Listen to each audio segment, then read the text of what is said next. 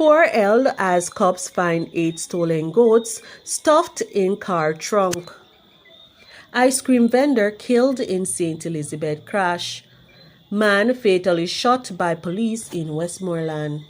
Please remember to subscribe, like, share, comment, and don't forget to hit that notification bell so you can always be updated with the latest news.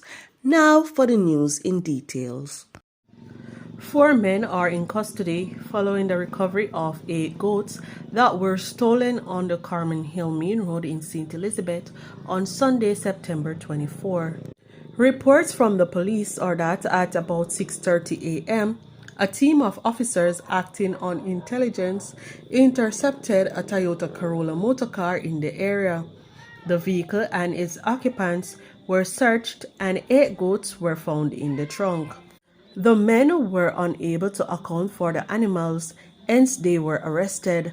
The 4th man was subsequently arrested following further investigations. The owner has since identified the herd. There has been another fatal crash in St. Elizabeth.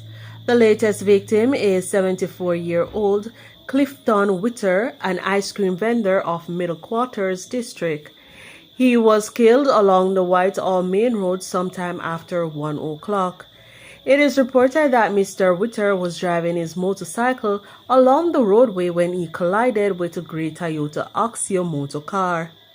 Mr. Witter, who sustained severe injuries, was rushed to the hospital where he was pronounced dead. 3 road fatalities have been recorded in St. Elizabeth over the past 4 days. A man was fatally shot during an alleged police confrontation in Westmoreland on Sunday. He has been identified as 33-year-old Randall Reed, otherwise called Pecos, of Antro District in Whithorn in the parish. The police stated that the incident occurred along the Whithorn Main Road.